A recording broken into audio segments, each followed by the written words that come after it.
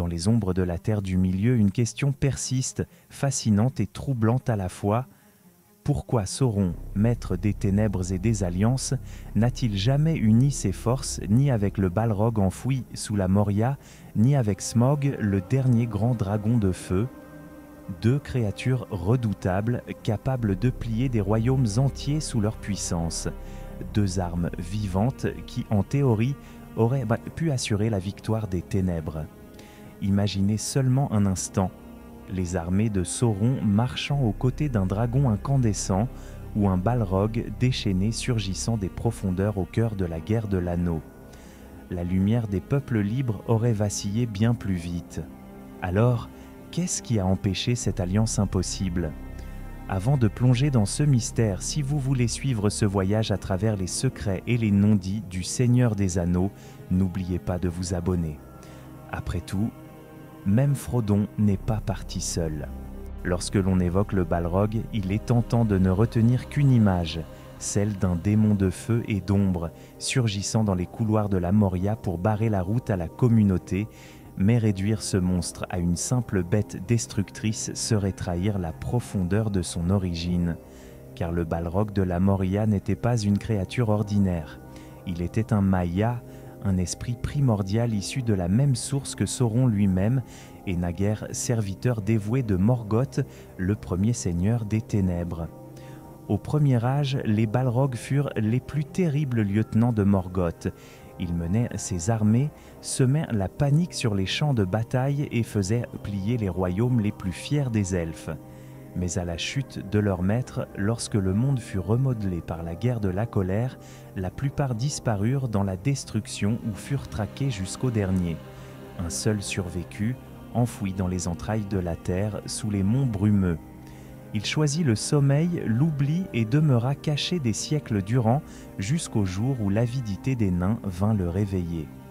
Cet isolement est déjà une première réponse à notre énigme. Comment Sauron aurait-il pu rallier à sa cause une entité qui, depuis des millénaires, s'était retranchée dans un abîme de solitude et de silence ? Le Balrog n'était pas un stratège, ni un roi désireux d'accroître son influence. Il ne cherchait ni terre, ni richesse, ni pouvoir politique. Sa seule obsession était de conserver son domaine souterrain et de déchaîner sa fureur sur ceux qui oseraient troubler son repos. Là où Sauron voyait dans chaque créature une pièce sur l'échiquier de sa conquête, le Balrog refusait de jouer la moindre partie. Il incarnait un orgueil farouche, presque absolu, qui le rendait insoumis à tout autre maître que Morgoth lui-même. Et ce détail est crucial, dans la hiérarchie des ténèbres, Sauron n'était pas l'égal de Morgoth, mais un successeur, un héritier imparfait. Les Balrogs avaient juré fidélité au Vala déchu, et non à ses seconds. Une fois leur seigneur perdu, ils n'avaient ainsi plus de cause à servir. On pourrait imaginer que Sauron, grâce à l'anneau unique, aurait pu tenter de soumettre une telle créature. Mais là encore, le problème réside dans la nature même du Balrog. Ce n'était pas un esprit faible ou corrompu comme les hommes de l'Est, ni une bête cupide comme les dragons. C'était un être ancien, forgé dans les flammes de la création, dont la volonté était aussi dure et implacable que la pierre des montagnes. Même si Sauron avait cherché à l'asservir, rien ne garantissait qu'il en aurait eu la force. De plus, il faut considérer la méfiance intrinsèque de ces démons. Les Balrogs étaient des seigneurs de destruction, pas des soldats obéissants.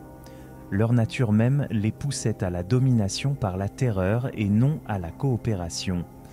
Mettre un tel être aux côtés de ses armées aurait été pour Sauron une menace permanente, un allié imprévisible capable de se retourner contre lui si l'occasion se présentait. Ainsi, l'absence du Balrog dans les plans de Sauron n'était pas le fruit d'un oubli, mais d'une impossibilité presque structurelle. Cet être de feu et d'ombre ne pouvait reconnaître qu'un seul maître, Morgoth. En l'absence de ce dernier, il demeurait reclus, souverain de sa propre obscurité, indifférent aux ambitions des autres. Et c'est là une vérité que Tolkien illustre souvent dans son œuvre. Les forces du mal échouent rarement à cause d'un manque de puissance brute. Elles échouent parce qu'elles sont incapables de véritablement s'unir. trop d'orgueil, trop de méfiance, trop de désir de suprématie.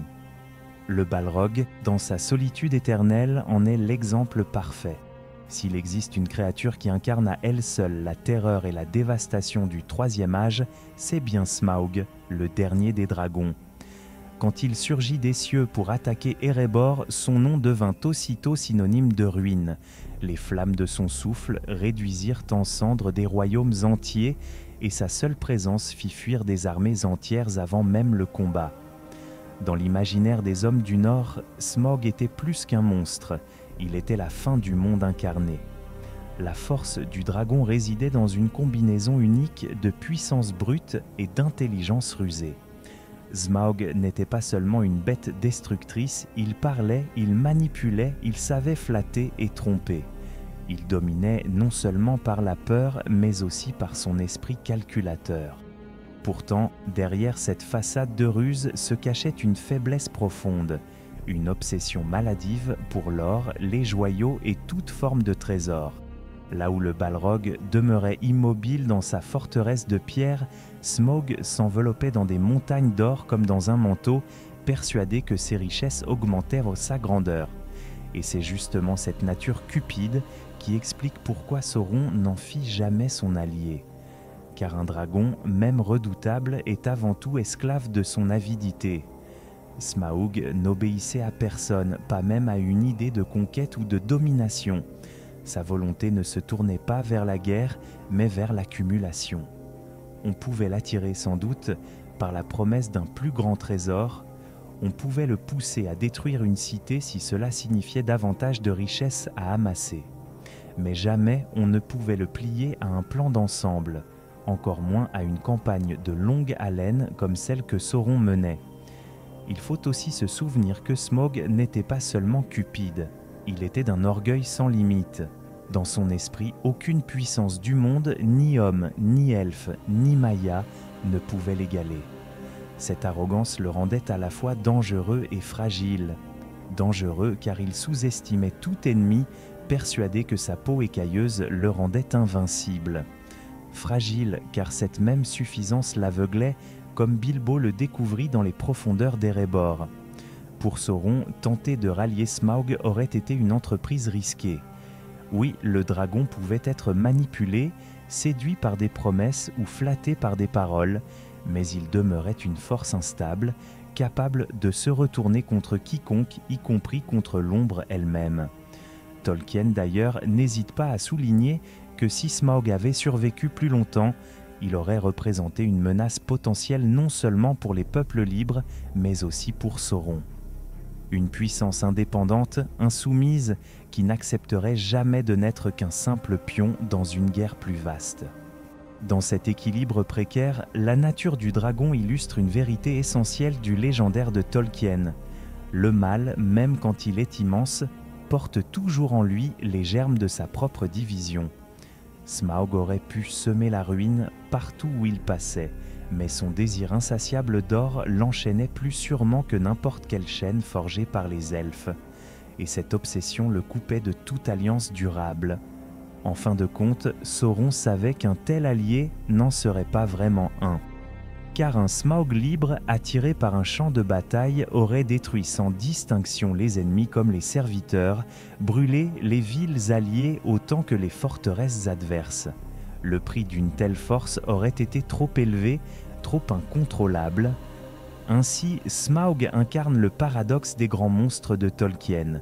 Plus leur pouvoir est vaste, plus leur solitude est certaine. Ils pouvaient réduire en cendres des royaumes, mais ils ne pouvaient jamais partager une cause.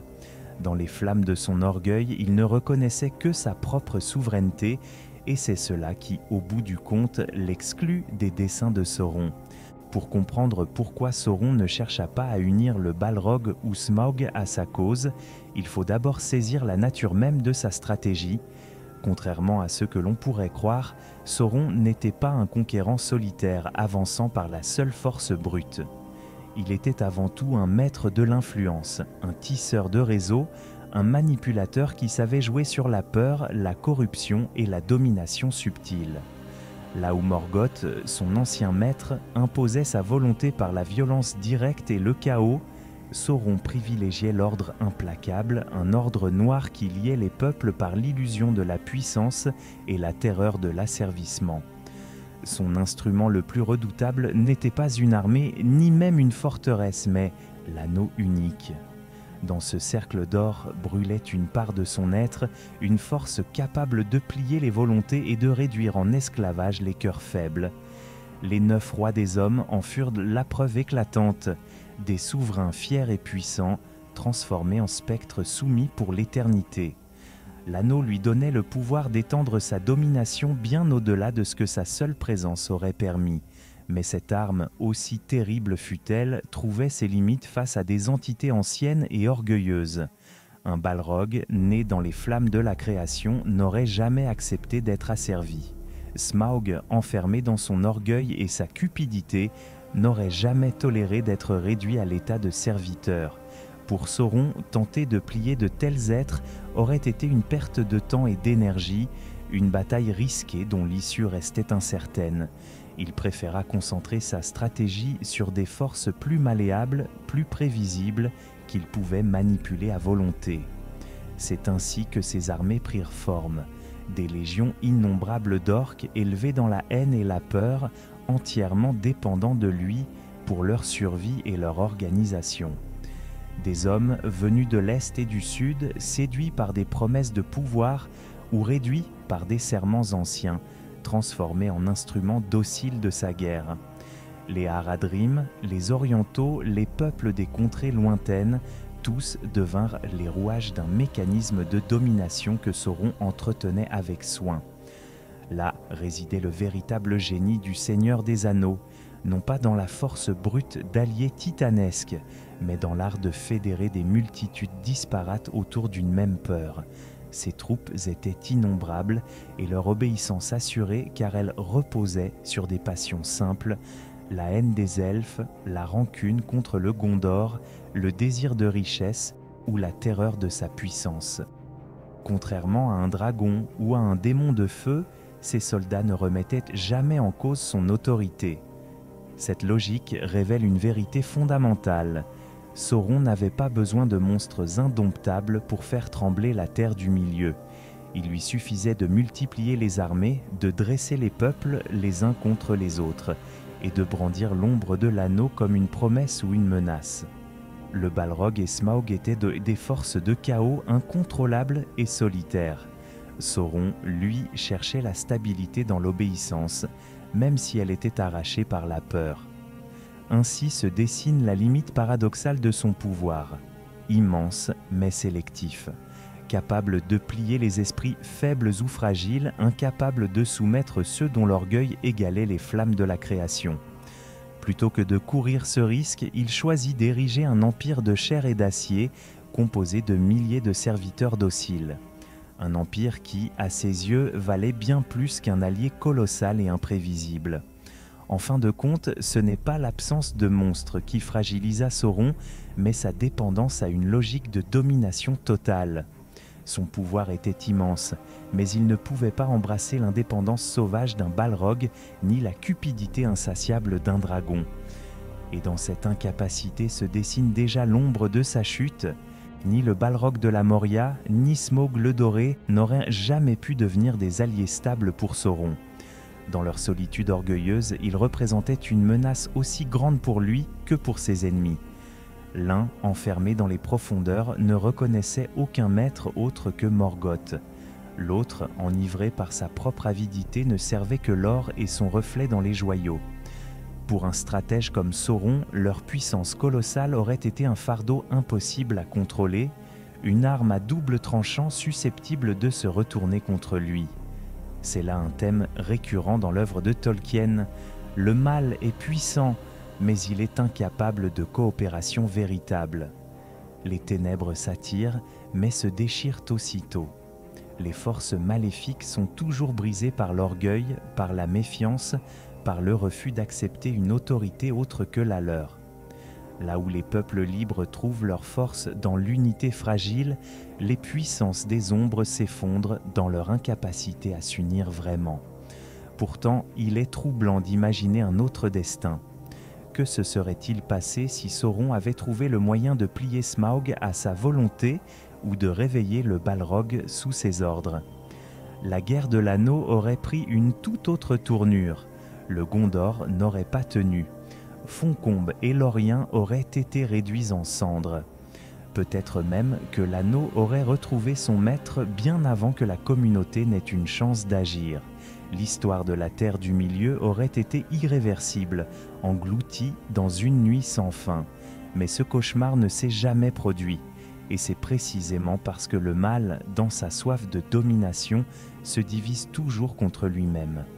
Le Balrog et Smaug restèrent des forces isolées, refusant de se lier à l'ombre, et c'est dans ces failles que l'espoir eut le temps de naître. Et vous, qu'en pensez-vous? Si ces deux créatures s'étaient vraiment rangées aux côtés de Sauron, la Terre du Milieu aurait-elle connu une autre fin? Partagez vos pensées dans les commentaires. Et si vous voulez continuer ce voyage à travers les ombres et les secrets du Seigneur des Anneaux, abonnez-vous. Après tout, même la plus petite des lumières peut repousser l'obscurité.